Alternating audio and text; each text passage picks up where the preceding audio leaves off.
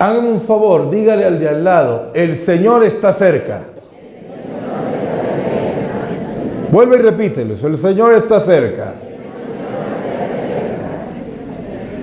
Eso es lo que estamos ya viviendo en este cuarto domingo de Adviento, que no solamente es el cuarto domingo de Adviento, sino técnicamente el último día de este Adviento que hemos vivido durante estas semanas. Y en este día el Señor nos dice que Él es un Dios que cumple las promesas. ¿Él es un Dios que qué?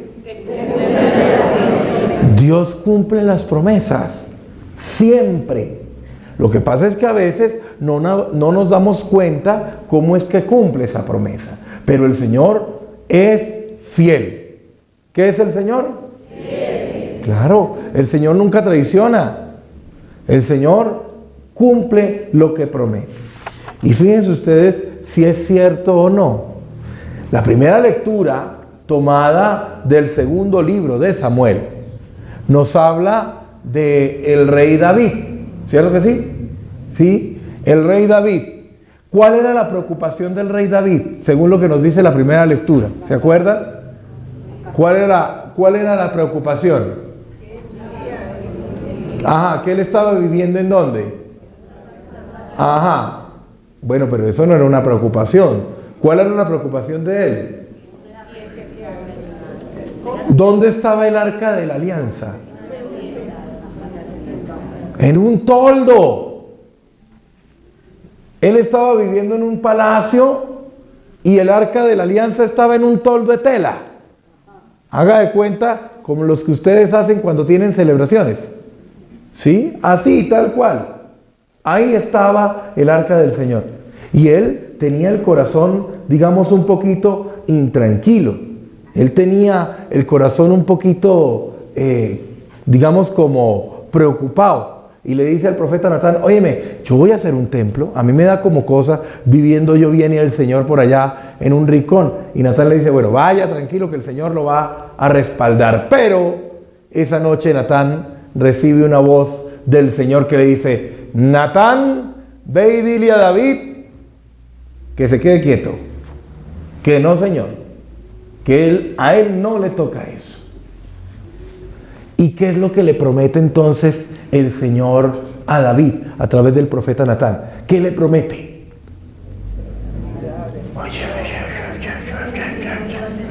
Todos se quedan como, ay padre, ¿qué le promete? Tienen la hoja ahí, lean la hoja pues. No le digo, tienen para hacer trampa y no la hacen. Bueno, eso habla bien de ustedes. Que lo va a hacer rico y famoso. No, hombre, esa no es la promesa grande. No, esa no es la promesa grande. Ah, eso es otra cosa. Que iba a venir uno de su linaje que iba a ser el que iba a hacer que su reino no tuviese fin. Pero hay algo más. Hay algo más. De todos modos, con eso pareciera que no le estuviera respondiendo a la preocupación que él tenía. ¿Cuál era la preocupación? Que hacía falta un lugar digno para el Señor, ¿cierto? Y la promesa que el Señor le hace es, no, te voy a dar algo más que eso. Te voy a dar algo más que eso. Pero aún así, el Señor no se olvidó de esa preocupación de David. Sino, mire lo que dice el Evangelio. Mire lo que dice el Evangelio. Fíjense ustedes que pasaron muchos siglos entre lo que tenía como preocupación David y la respuesta que dio Dios. Pero la respuesta que Dios da fue apoteósica, fue enorme. ¿Cuál fue la respuesta? Llegar a un pequeño pueblito que se llamaba Nazaret, ¿sí? Y allá en Nazaret buscó a una muchacha. ¿Cómo se llamaba esa muchacha? María. Ajá. ¿Y qué le dijo a María? A través del ángel Gabriel. ¿Qué le dijo? ¿Sí? Primero, ¿cómo le dijo a María el ángel Gabriel? Alégrate, llena de gracia. Miren, en español, tal vez esté llena de gracia, aunque habla del sentido del idioma original, se queda limitado. ¿Sí? Porque en realidad la palabra que aparece en el Evangelio según San Lucas en el griego es quejaritomene. ¿Cómo es la palabra? Más de uno se queda. Diga quejaritomene. Eso se traduce al español la llena de gracia. Pero resulta que en español no hay cómo traducir esa palabra. ¿Por qué? Porque esa palabra lo que quiere decir es que esa persona, antes de nacer, durante su vida e incluso después de su vida, está rebosada, desbordada, habitada, invadida, total y absolutamente de la gracia y la presencia de Dios. Eso es lo que quiere decir quejaritomene. Y les digo una cosa, de la única que se escribe eso en la Biblia es de María. La única quejaritomene es María. La única llena de gracia es María. Ok, y entonces le dijo, alégrate llena de gracia. ¿Y a qué fue a visitarle el ángel Gabriel? ¿Anunciarle qué? ¿Que iba a ser la madre de quién? La madre del Hijo de Dios. La madre del Señor. Bueno, pregunta, ¿María con quién estaba casada? ¿O con quién se iba a casar? ¿Y José de qué estirpe era? De la estirpe de David. Mire, ahí se va pegando. ¿Qué fue lo que le prometieron a David? ¿Que iba a tener qué? ¿Un vástago que qué? ¿Que iba a ser qué? Un rey eterno. Llega José, se casa con María. María es concebida por el Espíritu Santo. Y María tiene al hijo de aquel rey que no tiene fin en su reinado. El Rey de Reyes, el Señor de Señores. Amén. Muy bien. Fíjense que ahí ya va cumpliendo la primera promesa. La primera promesa de ese rey que iba a tener un reino que no iba a acabar nunca. Porque ¿cuántos de los que están aquí creen que Jesucristo es Rey de Reyes y Señor de Señores? Amén. Ah, bueno. Entonces, primera promesa del Señor ya cumplida. Ya cumplida. Pero hay una segunda que fue la que quedó como en el aire. ¿Se acuerdan? ¿Cuál fue la promesa que quedó en el aire? La preocupación de David que quedó en el aire. ¿Se acuerdan? ¿La construcción de qué? De un templo. Que luego se concreta de alguna manera con el templo de Salomón, el hijo de David, que construye el primer templo. Pero ese primer templo lo destruyen. ¿Sí? Luego viene la reconstrucción del segundo templo, que también es destruido. Por allá en el año más o menos 70, si mal no estoy, ¿sí? Después de Cristo, con la invasión romana a Jerusalén. Y acaban con todo el templo, el segundo templo de Jerusalén. Lo destruyen totalmente hasta los cimientos. Ok, o sea que todavía teníamos necesidad de un templo. Un lugar en donde encontráramos la presencia de Dios. El templo de Jerusalén tenía dos partes. La primera parte se llamaba el Santo. Era el lugar en donde los sacerdotes entraban, ofrecían el incienso, estaban los panes de la propiciación, todos los elementos sacrificiales también estaban ahí. Estaba la gran menorá, que era ese candelabro de 7 brazos que se encendía y que no se podía apagar nunca. ¿Sí? Y que para cambiarle el aceite había una técnica especial, porque le cambiaban el aceite, pero aún así seguía ardiendo la llama, no se apagaba. Ese era el primer espacio. Y el segundo espacio era el lugar más santo, se llamaba el Santo de los Santos. ¿Y qué había en ese lugar? El Arca de la Alianza. ¿Se acuerdan lo que tenía por dentro el Arca de la Alianza? ¿Se acuerda qué tenía por dentro el arca de la alianza? No me va a decir, padre, no sé porque yo no viví en ese entonces. No. El arca de la alianza tenía 3 cosas. Tenía las tablas de la ley escritas por el Señor y entregadas a Moisés. Tenía la vara de Aarón florecida, por la cual había sido seleccionado para ser sacerdote del Dios Altísimo.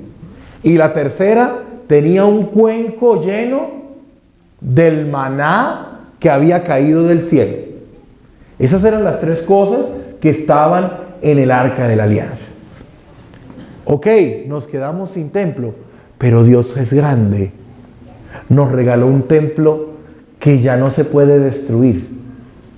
Un templo glorioso, un templo bendito, un templo lleno de gracia. ¿Cuál fue ese templo? ¿Cuál fue ese templo? ¿Cuál fue ese templo? María es el nuevo templo. María es el nuevo templo. Y el vientre de María es el nuevo santo de los santos. Y la nueva arca de la alianza. El nuevo arca de la alianza. ¿Y por qué? Jesús es el que está en el vientre de la Virgen María. ¿Cierto que sí? ¿Sí o no? Bueno. ¿Y quién es Jesús? El Hijo de Dios. Ajá. ¿Cómo se define Él o cómo lo encontramos en la palabra? Pregunta. Capítulo 6 del Evangelio según San Juan. Jesús dice, yo soy. Dice algo que cayó del cielo. ¿Qué es lo que dice? Yo soy el pan vivo bajado del cielo. ¿Y qué era lo que tenía el arca de la alianza antigua? El maná. Ahora esta nueva arca tiene el pan vivo bajado del cielo. Nuestro Señor Jesucristo, verdadero alimento para la vida eterna. Amén. Carta a los Hebreos. ¿Qué otra cosa tenía? ¿Qué otra cosa tenía el arca de la alianza? Había una vara. ¿Qué vara era? El bastón de Aarón. ¿Y ese bastón era para qué? No. Era una demostración de que Aarón era ¿qué? Sacerdote del Dios Altísimo. ¿Sí? Que fue una vara que floreció para indicar que él y sus hijos eran los escogidos para ser los sacerdotes del Señor delante del pueblo. Bueno, carta a los Hebreos dice que Jesucristo es el sumo sacerdote, sumo y eterno sacerdote, que con su sacrificio ha eliminado todos los sacrificios anteriores, porque en el sacrificio de Cristo se alcanzó la plenitud para agradar y glorificar a nuestro Padre Dios. Amén. Por lo tanto, en la nueva arca no está simplemente el signo sacerdotal. En la nueva arca está el sumo y eterno sacerdote, Jesucristo, Señor y Salvador nuestro. Amén. Primera, el Evangelio según San Juan. ¿Qué era la otra cosa que había en el arca de la nueva alianza? Las tablas de la ley. Y en esas tablas de la ley, ¿qué había escrito? Los mandamientos. Es decir, la palabra de Dios escrita en piedra, en tablas de piedra. Es decir, la palabra de Dios manifiesta. ¿Y qué es lo que dice el Evangelio de Juan? En el capítulo 1, versículo 1, que en el principio existía la palabra, y la palabra estaba con Dios, y la palabra era Dios. Es decir, la palabra es Dios. Ok. Y si saltamos al versículo 14, ¿qué es lo que dice que pasó con esa palabra? ¿Qué se hizo esa palabra? ¿En qué se convirtió esa palabra? En carne, y puso su morada entre nosotros. Por lo tanto, en el nuevo arca de la alianza, en el vientre bendito de María, el nuevo templo del Señor, en esa arca, lo que está presente ya no son las tablas de la ley, es la misma palabra hecha carne viviendo con nosotros. Es la misma palabra de Dios que quiso asumir nuestra realidad, asumir nuestra condición y vivir con nosotros para darnos la vida nueva. Eso es lo que está en el vientre de María. En el vientre de María, así como en la antigua alianza, había en la antigua arca, estaba las tablas de la ley, el bastón de Aarón y el maná. En este está la palabra hecha carne, el sumo y eterno sacerdote y el pan vivo bajado del cielo. Pero todo eso en la misma persona, Jesucristo, el Hijo de Dios, el Redentor, el Salvador. Amén. Amén. O sea, que en María se cumple la preocupación de David. Se acaba la preocupación de David, porque ya hay un templo santo, un templo bendito, en donde el Señor hace presencia, el seno de la Santísima Virgen María. Amén. Por lo tanto, quien mira a María está mirando el lugar en donde habita Dios. Quien se acerca a la Santísima Virgen María, se acerca también al Señor, se acerca también a Jesús, porque en ella recibió la gracia plena de Dios. Y por haber recibido la gracia plena de Dios, ella también irradia esa gracia de Dios. Por eso, quien se acerca a María no queda defraudado, porque la acción de Dios actúa a través de ella también. ¿Amén? Amén. Muy bien, para que no se les olvide. Y eso es lo que hay que recordar hoy en este cuarto domingo de Adviento. Que María, como Madre de Dios, también tiene la gracia de Dios. María es la llena de gracia. Dígale al lado, María es la llena de gracia. María es la llena de gracia. ¿Sí? Y por eso hoy San Pablo nos hace una invitación. En la segunda lectura de la carta a los romanos. ¿Cuál es la invitación que nos hace? ¿Se acuerdan? ¿Se acuerdan? ¿A qué nos invita hoy Pablo? Miren la carta, miren la hoja. Eso, haga trampa. ¿Se acuerdan? ¿A qué nos invita hoy San Pablo? Hoy San Pablo nos está invitando a alabar, glorificar, bendecir el nombre del Señor, porque Dios ha cumplido la promesa de enviarnos al Salvador y de establecer un nuevo lugar en donde lo podemos alabar, glorificar y bendecir, porque cada vez que glorificamos y alabamos a María, estamos alabando a aquel que llenó de gracia a María. Amén. Eso es lo que nos invita hoy San Pablo, a que nos llenemos de ese gozo que nos lleva a alabar al Señor. La semana pasada nos decía, alégrense en el Señor. Les digo de nuevo, alégrense. Hoy no nos dice solamente alégrense, sino que en la alegría alaben a Dios que ya está cerca de nosotros. Amén. Eso es lo que hoy, en este cuarto domingo de Adviento, estamos celebrando en nuestra fe. Que el Señor ha puesto su morada en nosotros. Que el Señor ahora tiene un nuevo templo, el templo del vientre de María, pero que además de María vendrá aquel que cumple la promesa hecha a David, que vendrá uno que será el Rey de Reyes, el Señor de Señores, y que su reino no tendrá fin. Jesucristo es Rey hasta el final de los días, para gloria de Dios Padre. Amén. Así de sencillo. Y eso no se nos puede olvidar jamás, porque la gracia de Dios, la gracia de su misericordia, la gracia de su amor va a estar siempre con nosotros. Nadie, absolutamente nadie, nos podrá separar del amor y de la misericordia de Dios. Belén, campanas de Belén, que los ángeles tocan, que nuevas me traéis. Belén, campanas de Belén, que los ángeles tocan.